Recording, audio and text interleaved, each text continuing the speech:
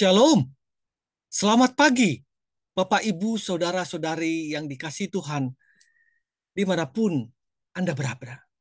Apa kabar? Kiranya kasih karunia Tuhan selalu melindungi setiap langkah kita. Baik, pada renungan pagi ini, kita akan dengar-dengaran firman Tuhan. Sebelumnya, kita akan satukan hati kita untuk berdoa kepada Tuhan. Mari kita bersatu dalam doa. Bapa yang dalam kerajaan surga, terima kasih Tuhan untuk hari yang baru yang Tuhan berikan kepada kami.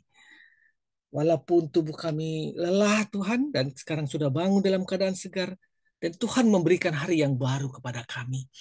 Terima kasih Bapa. Untuk itu Tuhan kami mengundang Tuhan masuk ke dalam hati kami.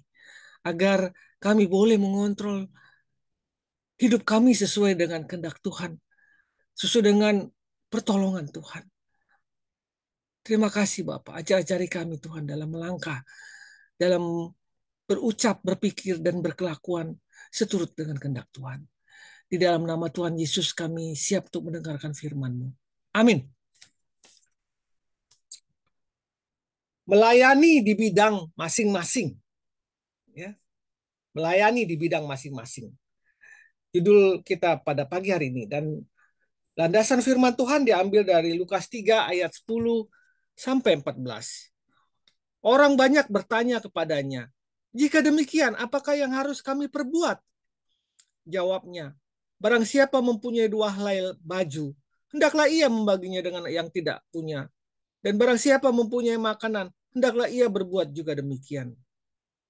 Ada datang juga pemungut-pemungut cukai untuk dibaptis dan mereka bertanya kepadanya, "Guru, apakah yang harus kami perbuat?" Jawabnya, "Jangan menagih lebih banyak daripada yang telah ditentukan bagimu."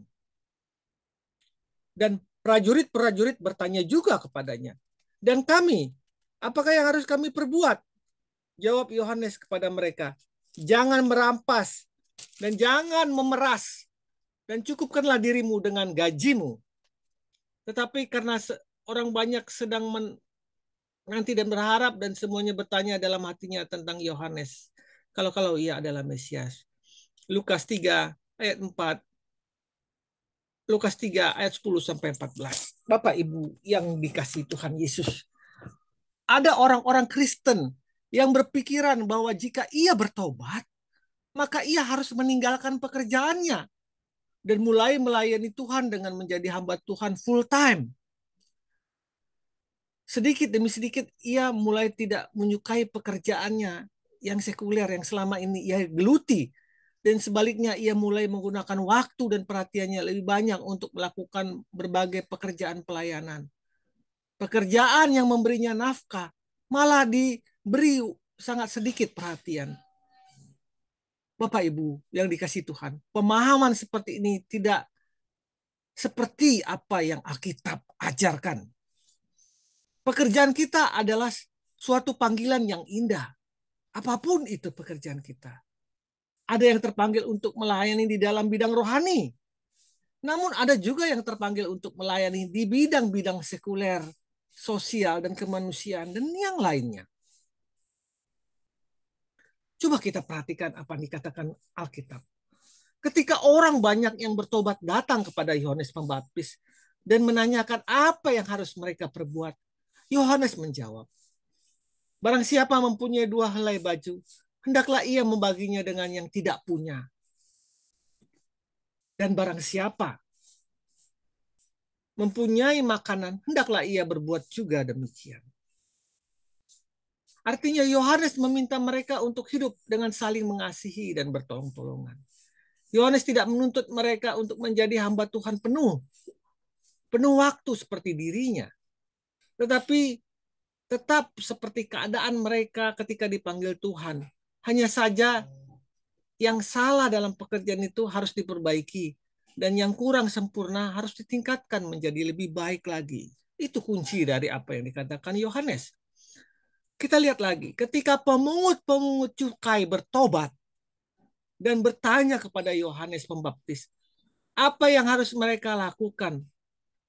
Yohanes tidak mengatakan, memang dunia perpajakan syarat korupsi, kecurangan. dan ketamakan. Memang pekerjaan itu penuh dengan keserakahan dan korupsi. Tinggalkan pekerjaanmu dan jadilah hamba Tuhan sepenuh waktu.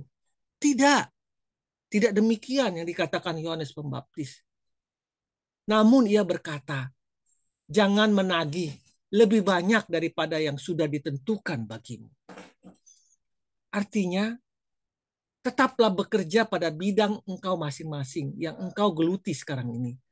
Tetapi bekerjalah secara benar dan jujur di hadapan Tuhan dan manusia. Bekerjalah secara profesional dan jadilah kesaksian yang indah dan harum bagi nama Tuhan. Itu yang Yohanes katakan. Ketika prajurit-prajurit bertobat dan datang kepada Yohanes untuk menanyakan apa yang harus mereka kerjakan, Yohanes tidak menjawab, tinggalkan pedangmu, itu akan membuat engkau menjadi sombong dan berdosa. Dan sekarang layanilah Tuhan menjadi hamba Tuhan sepenuh waktu full time. Tidak, tidak demikian. Namun Yohanes menjawab, jangan merampas dan jangan memeras dan cukupkanlah dirimu dengan gajimu. Artinya, tetaplah bekerja pada bidang yang engkau tekuni saat ini.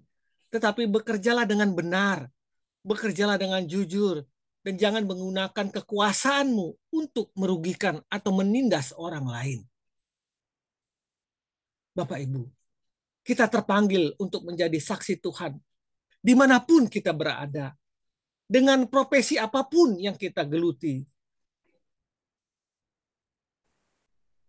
Dan ingatlah, itu berkenan di mata Tuhan selagi engkau bekerja dengan benar, selagi engkau bekerja dengan jujur, dan tidak merugikan orang lain. Mari kita berdoa. Tuhan, aku mau menjadi saksi bagimu di tempat di mana aku saat ini sedang berkarya. Mampukan aku ya Tuhan, oleh kuasa-Mu. Dalam nama Tuhan Yesus aku mohon. Amin.